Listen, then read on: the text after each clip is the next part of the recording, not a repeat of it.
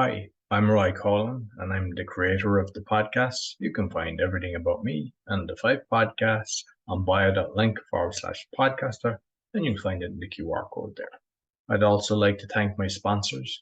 If you or someone you know is struggling with anxiety and want to know how to be 100% anxiety free in 6 weeks without therapy or drugs, Daniel Packard Anxiety Solution Program Company offers a 6 weeks system that permanently solves anxiety at an astounding 90% success rate. People who join the program only pay at the end once they have clear, measurable results. If you're interested in learning more, go to permanentanxietysolutions.com where you can book a free consultation with Daniel. Do you have high blood pressure and want to get off the meds? Doctors are amazed at what Zona Plus can do. Get a $50 discount with my code ROY. Go to zona.com/discount/ROY and you see the QR code for all my sponsors down at the end. Quality Polish manufacturer of metal products for telecommunication and workshop equipment and other metals. If you'd like a brochure, you see it in the QR code and you just let us know if you would like a quotation shipped internationally and very competitive rates. I hope you enjoyed this week's podcast. Welcome to the Speaking Podcast. You can find all our episodes on speakingpodcast.com. We're also on BitChute and YouTube. You'll find the links in the podcast description. I'm also a podcasting coach because I got 4 other podcasts. You'll find everything on bio.link/podcaster. My guest today, leadership coach, intuitive business consultant, inspirational speaker, best-selling author, founder and CEO of the Inspired Leadership Academy. Please welcome Maria Kellis. Hello, and thank you for having me on your show. It's a pleasure to be here. I'm very excited. Looking forward to this because we've spoke previously, and you might let the listeners know a little more about Maria. Sure. So I have an unusual background. I come from even though now I work with energy and I truly believe in love, and I'm one of those people that you will call the people who put ethics and love and appreciation, humanity first. I come from a very tech background. So I went to school at MIT. My degrees were in mechanical engineering, in product development, and from the Sloan School of Management. So pretty much I was all about tech and money. That's what I cared about.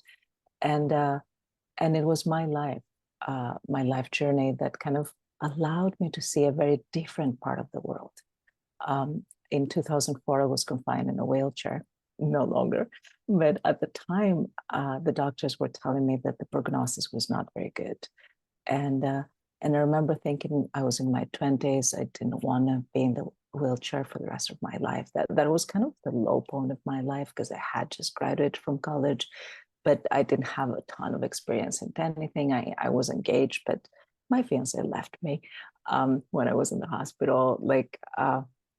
It was kind of a really difficult time, very, very challenging, very, very challenging. And it was during that time that I discovered for the first time meditation. And it was simply because for the pain, I was imagining water coming into the fire. That was the pain. So close your eyes, imagine pain as fire, bring water, and it worked. And I was like, I don't know what that is, but I'm doing more of that. And so that was the beginning of my journey into this world of energy. Since then, I've had some tremendous, deep, mystical experiences that have proven to me over and over and over again that this world is, well, there's always a possibility that I'm crazy, but this world is actually part of this world, that I just didn't see it before. And in 2008, I started helping people. It was kind of almost like a miraculous outcome. And I was like, how's that happening? I don't believe in miracles, so there must be a science behind it. So I literally started studying the science of the miraculous, the science of manifesting. How do we understand? How do we produce results? In 2012, I had what they call a near-death experience. At the time, I was working for the government of Greece at the highest levels, for the Ministry of the Environment, advising, even collaborating with the Office of the Vice President of Greece. And when that happened, I had what they call here in the East the bodhisattva experience when I went back hundreds of lives, thousands of years, and I understood what we call here in the East karma. And I was like, huh, I have no idea as a Christian, especially. I was like, I have no idea what it is, but this seems to be real. And so I started studying about that. And so I came to Asia. And since then, I've been traveling the world. I kind of couldn't go back to the normal, quote unquote, life, whatever normal is. I decided to create life. And I truly believe in the power of creation. I'm here as somebody who has created her life in her own terms. I've created a life that makes me happy and those around me happy. I always believe in what I call win-win-win situations.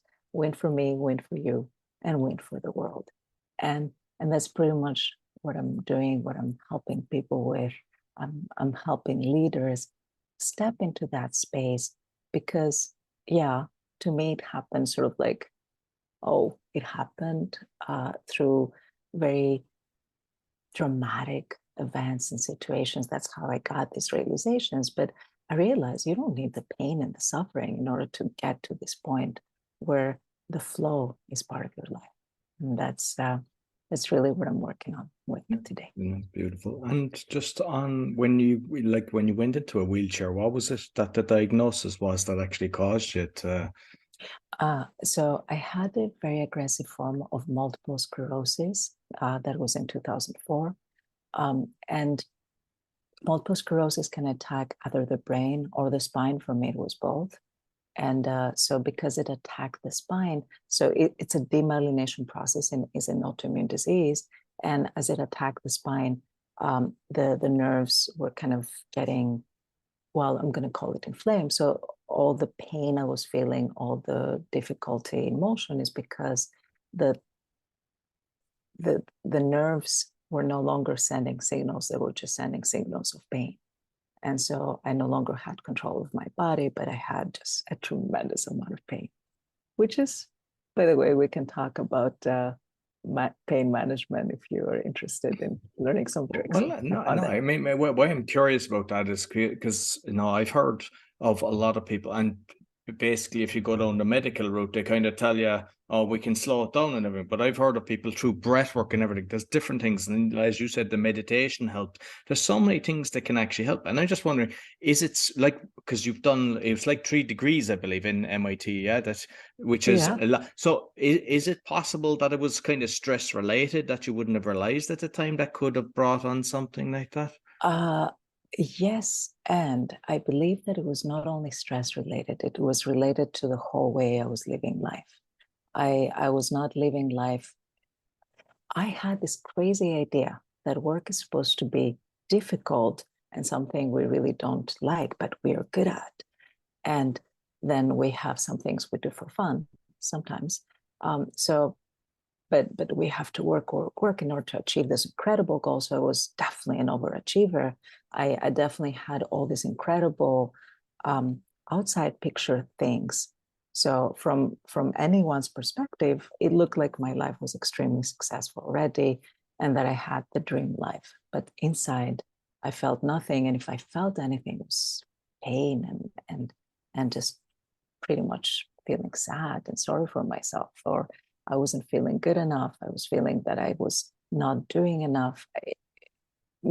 That's kind of like the shadow side of the overachiever is that we think we never are good enough. And we keep trying for more. We keep doing more and more and more, but not because we have an inspiration, but it's like, oh, but if I achieve this, then maybe I will be happy. If I get there, then maybe I will be appreciated. Maybe I will be loved. So it was always, I remember reading that astronauts have this when they come back from the moon, they get depressed. And I remember feeling that at my first MIT degree. So I got to graduate 3 times, so both undergraduate and graduate. But I remember my first degree, I was sitting there and I'm like, now what? Now what? Okay, I got here. Now what? Nothing has changed in my life. I got this incredible goal that everybody told me is like, you have to get this, and then now what? That's when, for the first time, I realized that my life was not exactly as rosy, or the goals I was putting in my mind were no longer the goals that I wanted. So I feel that very often autoimmune diseases are created as a reaction of the body to the life we're living that's not in alignment with who we truly are. And it's almost like our body saying, hey, are you sure? Are you sure this is what you want to do? Maybe you have to rethink your life. And I also have found, remember I work with energy, that the fastest way out of any disease or difficult situation is truly energy. And I say this in a very broad way, but as we change around us, things change. This is the message of the Tao Te Ching. As we change, the world changes. So events and circumstances that seem impossible or certain, or that will be the rest of my life, shift because we shift. And this is like the magic of all the work that I do and everything that I do with my clients, is that as we shift, our reality shifts. And it may seem simple in theory, it's very complicated in practice, not because it's complicated. The answer is always love, but because we have all this resistance and all these ideas about what is right and what is wrong, what is done and what is not done, what is possible and what is not possible. Henry Ford famously said, if you believe you can, you're right. If you believe you cannot, you're right. So whatever you believe is going to be your reality. Oh, perfect. So, like, are you okay kind of talking about the near-death experience, what exactly happened, sure, and going deeper into that? Yeah, absolutely. So from 2004 to 2012, because I got into meditation, I was doing more and more. I was trying. And I really had gone to the point where I just really wanted to work for humanity. So I went back to Greece. That's why I worked for the government. I really wanted to do something good for the world. And I saw the reality of it was much less glamorous than what I imagined. And I realized these limitations that were everywhere. It's almost as if there was a glass ceiling, but not even at my level, at the country level. And I was like, okay, so we are playing this game of shadows. Nothing can really change. And what am I going to do? Should I just give up trying to be a good person and help the world and join the crowd? I mean, I don't know. And I remember praying about this, and we had some success. And there was one moment when I said, I don't know what to do. Please give me guidance. And the guidance came in the form of a near-death experience. So I was supervising a construction site as an engineer. Some workers took the railings of a construction shaft out. And I was like, what are you doing? This is dangerous, right? So I went to yell at them. And unfortunately, I'm the one who demonstrated how dangerous it could be. So I fell. And I fell face forward. So that means that I landed in my jaw, which kind of pushed my jaw back. It broke all the back teeth.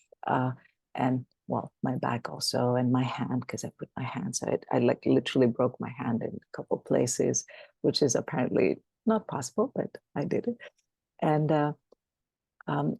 I had a lot of shattered bones, but what was most serious is the fact that because I moved my jaw, like I no longer had a jaw. So that means that the next breath, I probably swallowed my tongue, and then I stopped breathing. And so that's what created, well, I guess what we call death. I remember the other side, not so much this side. People tell me that from this side, it looked like I wasn't moving and I wasn't breathing. And thankfully, one of the workers eventually figured out what to do, which was to pull my jaw and pull my tongue out so then I can start breathing again. But for me, the experience, I don't know how long it was, but for me, the experience was to go on to the other plane. So I started living life after life, but I wasn't just living life. So I was like literally going through the whole life, because time moves very differently on the other side. And then I could see how karma, or gets carried from one life to the other, but I was going backwards. So I was like, oh, this was the problem in this life. Okay, where did it come from? And then previous life. And then it was like, oh, okay, that was the unresolved thing. And then previous life. And I realized this duality that we always talk about is really for at the soul level, at my soul level, was love and not love. Whatever had been done with no love, the soul remembered as a debt that it had to clear in the next iteration. And so it kind of like I was going back and, I've been good, I've been bad, man, woman, different. I think also different species. But the point is that I remember all the way back to at least where I got before they brought me back. I was a general in Rome, very, very bloody general, like kind of genocide level kind of guy, almost a devil in like disguise. And I remember coming back and in the ambulance, because by that,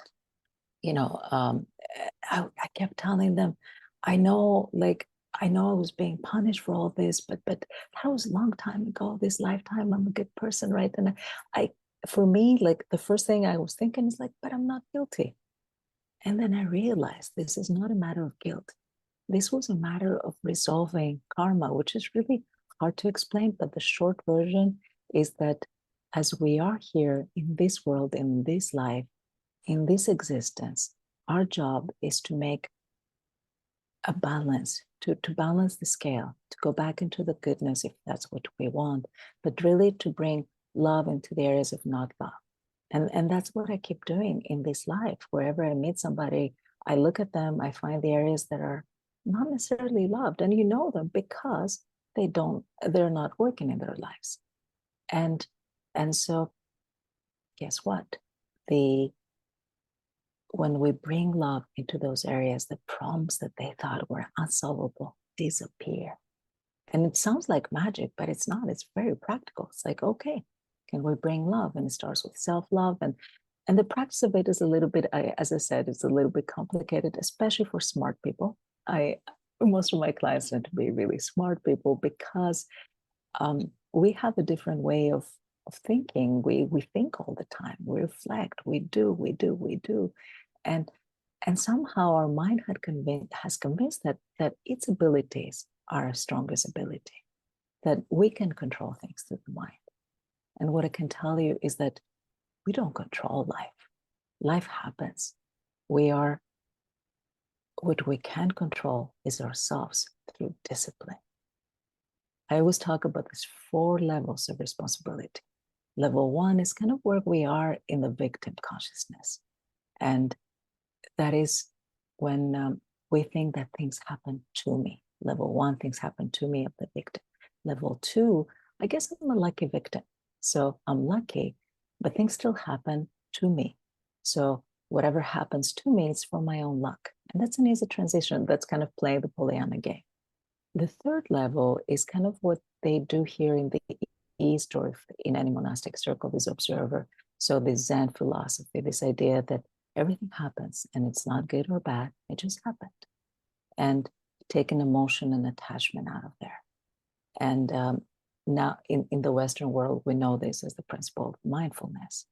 And I believe that there's one more level, which is we're not only actors or observers or directors, but we're both actor and director. And that's the level of the creator, because we're both engaging with life and at the same time observing. So both those things allow us to create. And in that level, I always say life happens through me. So life happens to me, the victim. Life happens for me, the lucky one. Life happens, the observer, and life happens through me, the creator. And in those levels that I went through in my life, I realized there's specific steps we need to take. And that's what I usually teach to people, because everybody has some level in one area, but maybe not in another. That's the beauty of life. We're all like in work in progress in some way or another. And then we can establish and create those so we can move up in these levels. And as we move up, suddenly it makes sense. The work I do, some of it is from the mind and some of it is from just an awareness. And people don't get it until they do. So I usually prefer my clients to be long-term clients, maybe 6 months to a year, so I can get them in that space where their life shifts and it starts shifting. Because in the beginning, when I meet somebody, first thing they're going to tell me is what's not working in their life, what's wrong. And I'm like, okay, let's work through that. And especially for smart people, proof is something that they need. So I found that proof, psychic phenomena, or other people witnessing they're changing are usually what smart people tend to, well, I shouldn't say just smart people, but people who are doubters tend to use as their way of having some faith. And I admire people with faith because I don't have that much. I mean, now I have truly a belief, but it doesn't come from faith. It comes from a lot of proof. But faith is something magical, but not everybody can have it. So I said, what if we don't have faith? Can we still work the system? Can we still come into this place of flow of awareness? And can we still live life from a place of expanded awareness? And the answer is yes. And so I said, let's create lots of repeatable experiments. So like a scientific way to prove that this life is a life by design. We create an intention, we clear what we want, we surround ourselves with gratitude, and then that's projecting out. And then we bring things back with trust. That's from outside in. Beautiful. I suppose on the opposite side of the spectrum, especially in the last few years, people are living in fear. They're projecting that, they're putting it out there, and that's all they're seeing. They're not seeing love. They're not seeing gratitude. Yeah. Whatever we have inside is what is projected outside. So if inside we have anger and fear, that's what we're going to meet outside. If inside we have trauma, well, unfortunately, that's what we're going to replicate outside. And I speak from experience. The first part of my life until maybe 2012 was kind of stuff from horror movies. It was bad. It was bad to worse. It looked like, how can one person be so unlucky? I literally will tell, I don't understand, why am I so unlucky? But what I didn't know, what I didn't understand is that it doesn't matter what we do, it's how we feel that determines our reality. So we cannot cheat the system. If we don't feel real gratitude, and I say gratitude because it's the easy one to start faking, but if we don't feel it, nothing happens. I had a game that I was playing in the hospital. I called it the gratitude game. And I was literally listing things I was grateful for. That was the second time, 2012. So I was again a long time in the hospital, and everything hurt. Oh my God, everything hurt because I had a really bad accident. And I remember I would always start with my eyebrows don't hurt, because they didn't. And that was the easy thing to start. And I have clean sheets because, well, they changed the sheets in the hospital, and my mom was here because my mom was actually the person who was supporting me through that. And I had a lot of times I will sit here and not feel grateful, but I was like, okay, I have to feel gratitude. So I will come up with one more idea, and then I will count. I was like, number 4, I'm grateful for sunshine. All right. I am grateful for the ceiling being even. I don't even know. Like, I will come up with whatever felt a little bit, but I will look for the things that felt a little grateful. In the beginning, it was difficult, but I had a magic number, 150. So at 150, the pain will dissolve. The pain disappeared. And to be honest, as I was getting the 120s, 130s, I would like actually find more things to be grateful for, because I had spent all this time thinking gratitude, gratitude, gratitude.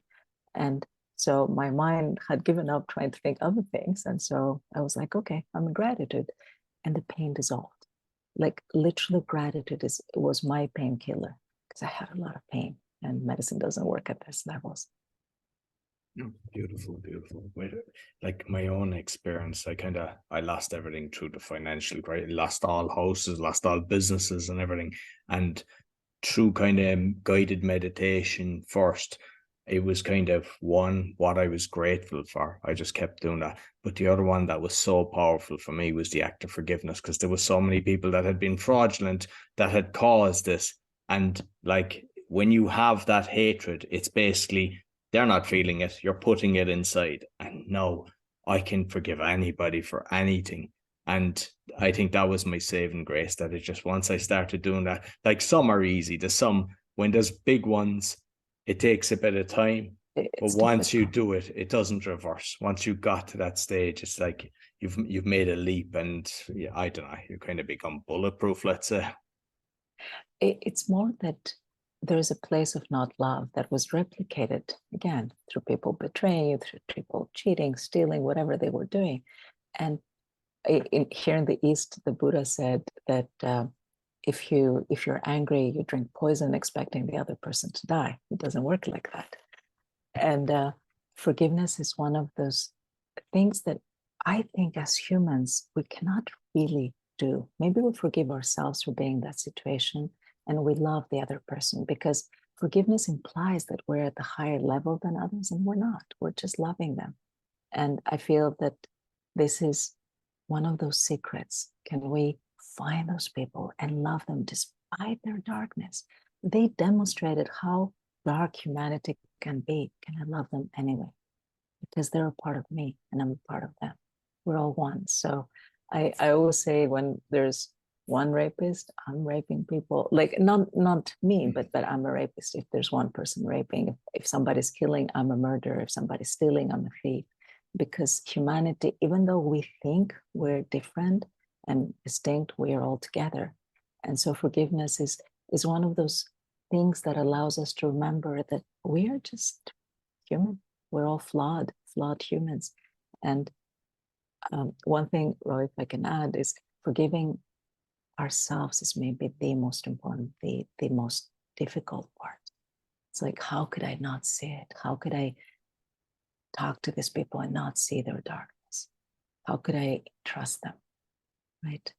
And forgiving yourself for what you did ultimately to cause the situation, because I truly believe that we're responsible for whatever happens. And as we forgive others, we kind of let them off the hook. We're like, okay, I did it, and then I can forgive myself. And then we're like, okay, it happened. And then that's great. Now I can just create something else. And those are the steps in this awareness level, this realization that no matter what, we are okay. We are okay. We're going to be okay. And let me ask you, now, did all the finances, everything that you were hoping for has been restored, hasn't it? Yeah, absolutely. And I mean, I kind of look, and I think most people that you meet that have gone through a kind of a situation in life, no matter what it was, they always, it's your dark moment, but you're grateful for it, because you've become a different person, because your eyes have opened because of it. And like, for me, with, say, the forgiveness, how one of the ways that I did it is, we've unconditional love for a baby. You see a baby and your heart melts, you just look at a baby. So I brought them all back to being the baby. And I said it was external forces that created them, that who they became. It wasn't them being born to come up like that. It was others that had actually done it in their life journey. And by actually doing that, that's why I was able to forgive everybody. That's beautiful. That is beautiful. So I love this idea of the baby, and just loving their greatness, their purity, their what they were born to be, and haven't yet realized. I still believe there's hope for everyone. I never give up on anybody. No, exactly. Unless they attack, then I let them go. And if they come back with love, I'm okay. If not, then they can attack someone else. That's what they need to do, not with me. That's been where I put my boundary. I'm like, oh, okay, that's how you need to express life at this point, not around me. Bye. And because if we look at the different issues that are happening in the world, a lot of them, the corporations are controlling, say, the governments, but what I'm finding giving me hope is a lot of these organizations are bringing in people that are actually touching, whether it's middle management, sometimes higher up management. But because of the way a company works, middle management, a percentage of them become higher management. And like, is that something that you believe can yes, make change? and that's what I do. I find that as I help people change, so I work with individuals and corporations in that exact setting, because as we change the leadership of people, as we change their level of leadership, their understanding of themselves, the world, and how they can do good, not only for their department, for the company, right? Remember, good for me, good for you, good for the world. So is it good for me, my team? Is it good for us, so the company? And is it good for the world? That creates products, services, projects that are always better.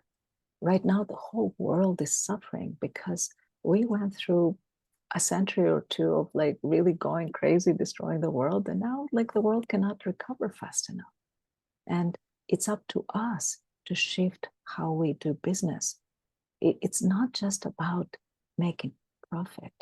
I mean, yeah, of course it's about making profit. It's the point of business, but it's about making profit with a purpose, making profit with a consciousness, making profit in a magnanimous way. I always look at Singapore as an example of one of those paradoxes. Singapore was kicked out of Malaysia, became a dictatorship, and through a magnanimous dictator, became one of the leading economies in Asia. They had nothing, and now they're one of the leaders in Asia and the world because of this idea that we're all going to work hard and we're all going to work for the highest good, and we're in it together. So there's no part of us that is separate. We may think that our corporation is separate from the economy, but it's not. It's a part of everything. And if we try to isolate, we're not achieving much. In this new model, in this new paradigm of business, is a model of cooperation, of really finding teams, because no one can do it all by themselves anymore. The world is very complicated. Every problem is very complicated. Teams is what achieves, and global teams. So we have to overcome all our prejudices and cultural barriers and even language barriers, because at the end of the day, we're all human and we all have this ability. So I have found that as I help leaders achieve at those levels and really expand their awareness, expand their love, expand their capacity, not only they become successful and definitely rise up in the companies, but their companies become successful. They hold the products that are suddenly becoming the golden geese in the company. They have they create these departments that everybody's looking at, because that is the secret. People are at the key of every organization. And as we help the people themselves, then we truly help the organization and make a tremendous difference. And when, say, you have a leader, the top directors or whatever that are narcissist or ego driven, is there a way to get into them? How we kind of navigate around that? Well, there's two options. If they work with me, I definitely can help them through their trauma, because very often they're not bad people. They just they just have some trauma they're relieving, and then they think the world is attacking, so they're defending themselves. So if they allow me to work with them directly, I think it's super. I'm so happy when that happens, because the higher up I can help, like the organization, the easier it is to change, transform the organization. But even if, let's say, I speak to a subordinate of theirs, and then there's all these issues, I help them realize what the real issue is behind the one that they're expressing. And I'm like, oh, maybe they have an issue with control. So I'm like, okay, well, how can we reduce your and I'm like, well, what if you collaborated with them more and gave them the option to control every step of the way? And they were like, oh yeah, that works. Or what if you just didn't try to go against them in what they feel is important? So, and then not necessarily not do what is right, but so I'm not saying go from a place of fear, but go from a place of non-aggression. okay, you're right. And how can we make it better? How can we collaborate? How can we merge ideas? So I have found that everybody is is a work in progress. So all we have to do is find their good sides and promote them, encourage them, highlight them, and that not only helps them but also those around them. So, for example, in the example you're asking about the superior person being a narcissist, well, guess what? They're not. I don't believe that there's any broken people. I don't believe that there's unsolvable cases. It's like, why are they displaying this side of their personality? There must be another side that's amazing. Let's find that side and encourage that side to bloom. So we do it by proxy. Beautiful, beautiful. So with people then that have kind of a blockage, they're not in flow.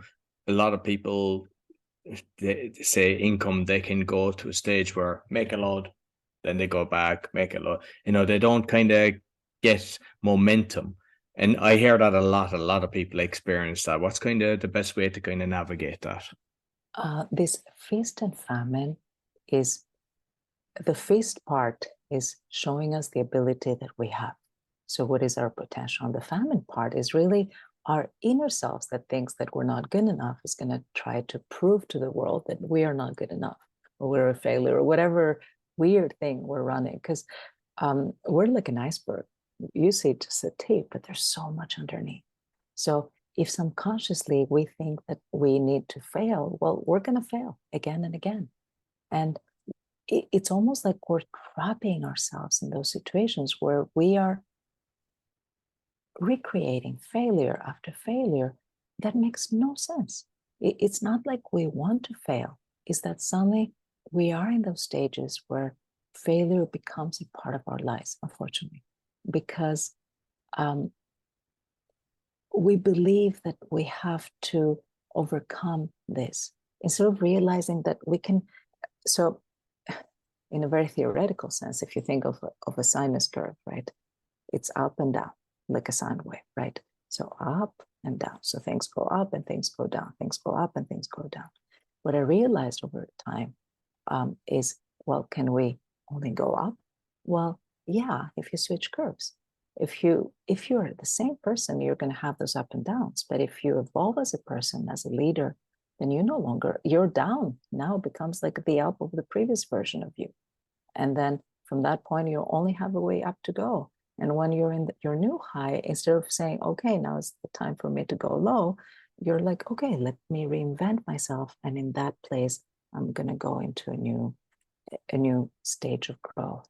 It's almost like we're playing with the success and the abilities, but they create incredible realities for the people who are. Because I look at those people who are achieving at the highest level. They always do something more. In this world, there's no static. It's always a movement. So you're either growing or you're dying. So whenever you reach a growth point, that's when you want to go to the next level, because that's when you're still growing. Otherwise, you're gonna crumble. And with your books, then what are you covering in your books? What's the name of the books and what? Because is it 2 books or have you got more? So I have some books from a long time ago, and I'm now currently writing a book about leadership. But the books I have, it was back in the days where I was just creating this science of the miraculous. So I had these recipes for healing, recipes for success, recipes for profitability. As any creator will probably tell you, I'm embarrassed looking back 10 years. I'm like, oh my God, I have to rewrite those. So I'm going to say that maybe the best way for people to look at my work now is to follow me on social media, or to wait in a couple months. The new book will be coming out, and then I will be able to point to a book that I'm a little bit more proud of. But I shouldn't say that because, Like, I mean, what you've mentioned at the start, because just talking to yourself about, okay, what am I grateful for? Like, is that something that was in that book? That's kind of the positivity of like your thought process during that. no, it wasn't. In the past, I was very shy about talking about myself. I didn't want to be, I thought that people were judging me. I was worried about what people thought about me. So I was pretending that nothing happened to me. I had a perfect life. It's only in the last few years that I started overcoming my visibility blocks and also kind of coming to peace with myself. So it's only in the last few years that I finally started speaking about myself. So that's why I'm now writing a book about this, because I went through terrible abuse in my life: mental, physical, emotional, spiritual, sexual. I mean, everything. And I did not want to admit, I was coming from a place of victim, that this had happened to me. So I didn't want to admit that this had happened to me. And it was very raw and vulnerable. And as a healer, I had to heal myself. And they always say, healer, heal thyself. And I feel that the work I have been doing on myself has been to accept me for my limitations, for my mistakes. And I made so many mistakes. And just forgive myself for all the mistakes I made and for who I've become, and just do better next time. So I know it's the theme this year. That's why I'm finally writing. And thank you, ChatGPT, for helping me with the outlines. But so many people keep asking, well, where's your book? And I'm like, I haven't written it yet. I'm working on it. So finally, with ChatGPT, thank you. I'm getting close to being done writing, because it's not only. I realized that my life is not about me. Everything that I have gone through it can be a role model for somebody who's suffering right now, to realize that it's not hopeless. Remember back when I was hurt, when I was in pain, when I thought that life was against me. People literally will say, oh, stop being a victim, or, oh, why don't you do better? Why don't you love yourself more? That was my favorite thing. Why don't you love yourself more? I'm like, if I knew how to do it, I definitely would, but I don't even understand the concept, right? So it was very difficult for somebody like me, who came from, well, so low, to come to a place of love and understanding, and it's recent for me to have this self-love and acceptance. It took me years and years and decades of my life to get here. And some people say, oh, I wish I were younger. I'm like, oh, I love where I am right now. Perfect age, because I am not suffering anymore. I spent years suicidally depressed. If you can imagine my life, like dying seemed to be the only option out. It was so bad. So I'm grateful. I'm grateful for the teachings that always reminded me, don't commit suicide. I was one of those people who called, well, at least twice a year, the suicide hotlines, and during the worst times of my life, maybe once a week or once a day, because it was like, okay, I know I'm not supposed to commit suicide, but right now it feels like the best option. How can I get out of that? And I'm so grateful for all the work that these people do to help people who are real crisis to overcome that momentary desire to let go and give up, because it's really about giving up. I have the greatest respect for pain and people who are in pain, and I also believe that we can do it. I also believe that there's enough strength in us to keep going just another day, and maybe tomorrow will be that day where it will be better. But it does get better. I mean, right now, my life is kind of like the dream life. And I definitely will not have wanted to give up anywhere along the line. But it definitely wasn't easy getting here. And my work is about helping people get here faster. My question is not, can you do it? It's not if you can do it. If it doesn't exist in my vocabulary, it's when. How fast can you do it? How can we accelerate this process so you can get to your dream life, as soon as possible? Beautiful, beautiful. And you mentioned about being shy. And I believe, because even from the last time we had a conversation, it was it 5 million people that in China that you spoke in front of, or I don't know, was it online or? The audience, yeah. So I was interviewed for for some events that reached. They told me 100,000 people. I don't believe them, so I say 5. I don't know. This number seems unreal to me, but 5 seems like a huge number of people to have been reached. I know we sold hundreds and thousands of the interview copies. So brilliant. So I suppose, like, with what we've discussed, for those that are, you know, ready to throw in the towel. I mean, I grew up in a neighborhood, and like there was a lot of depression. There's people just, they don't see the light. Like, what kind of few little tips that can, I know you mentioned about calling the Samaritans or the suicide line or something, which definitely helps, and I know they can be very, but like, what kind of little tips that we can help people that are just with all that's going on at the moment?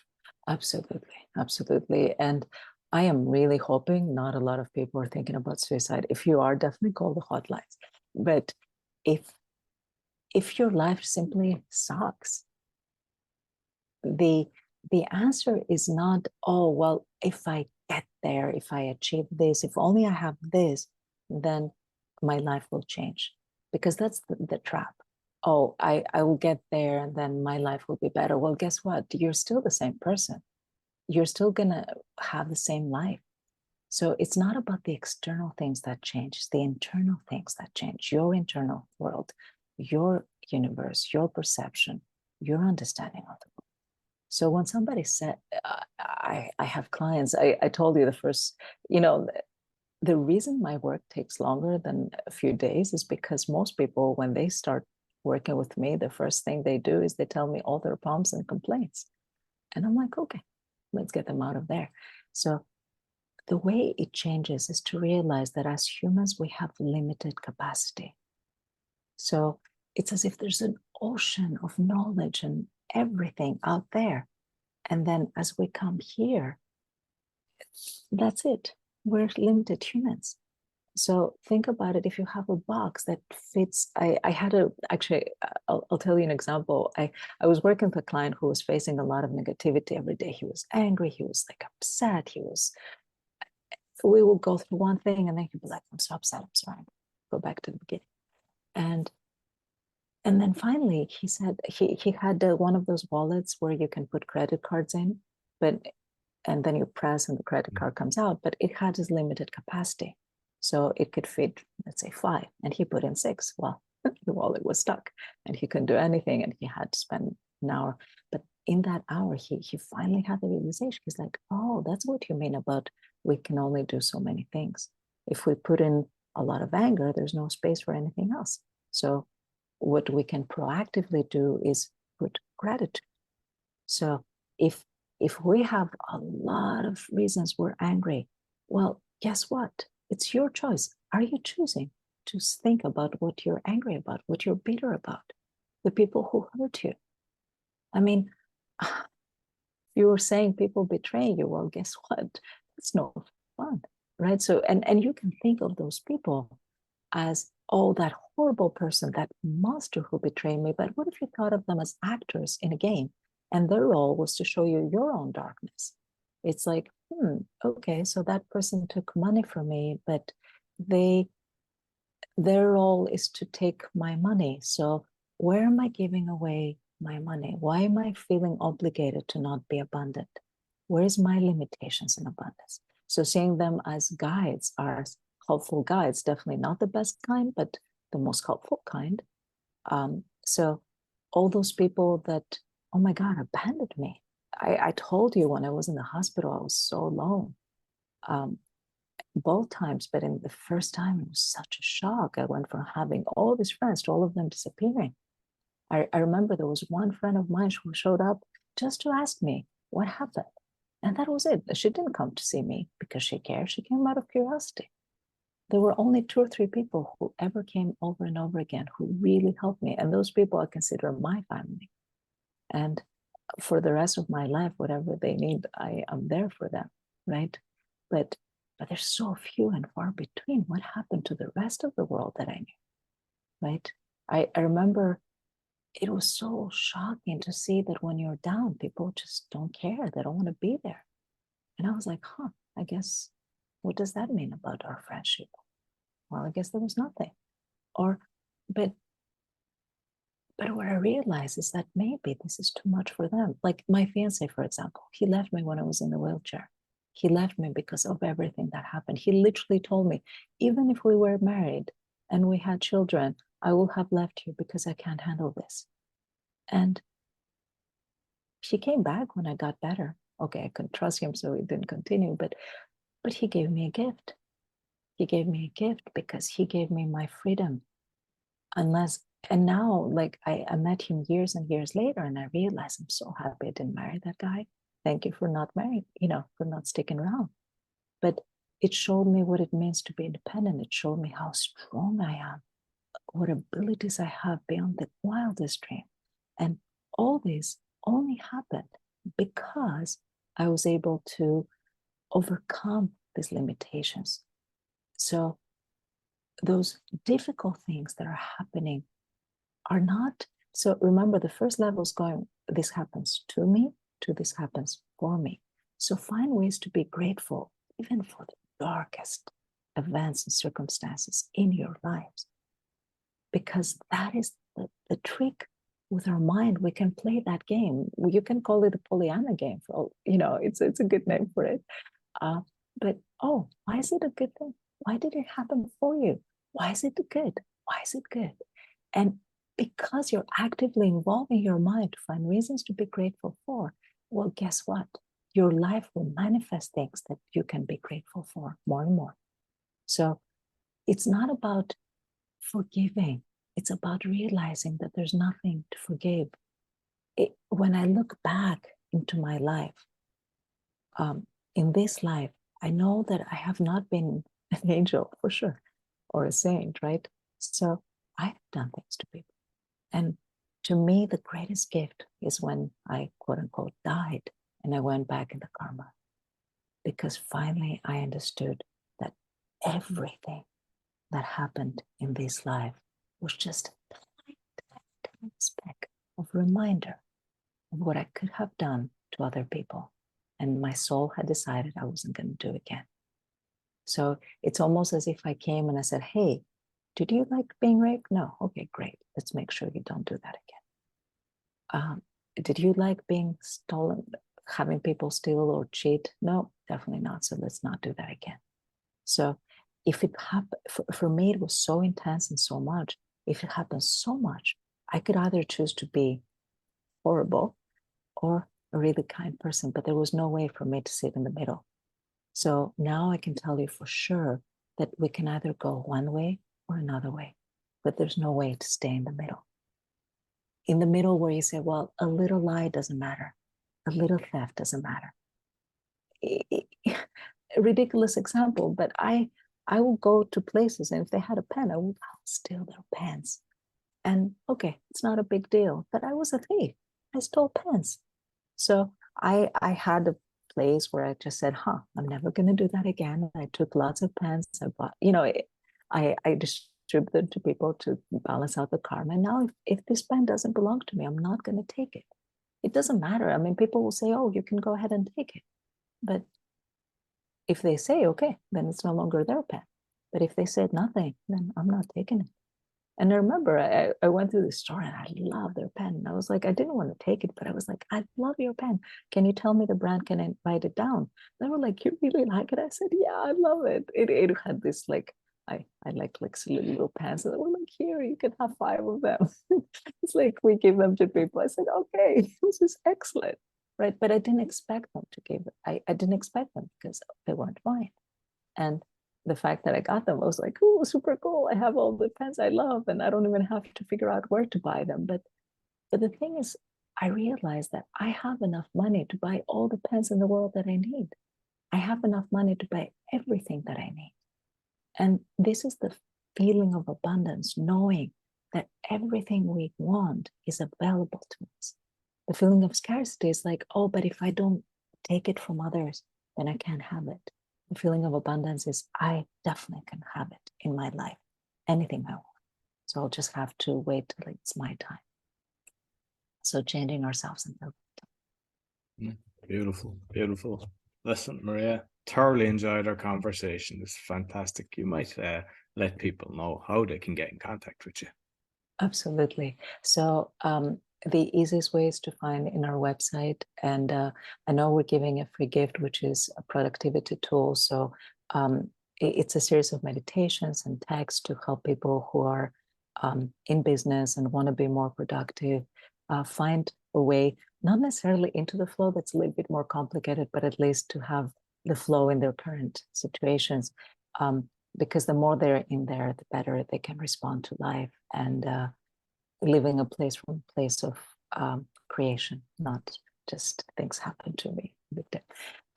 We're also there's also my website, but you can also send us an email at mariakellis@mariakellis.com. That's MAARIA, so Maria Kellis, that's KELLIS.com,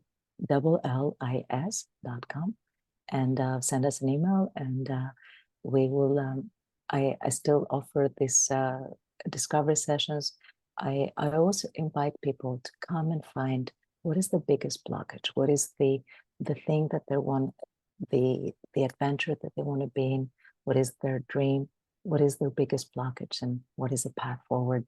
And I do this for lots of people because I find that it's a gift that I can give that is easy for me, and it seems like magic for someone else, but it's just a conversation.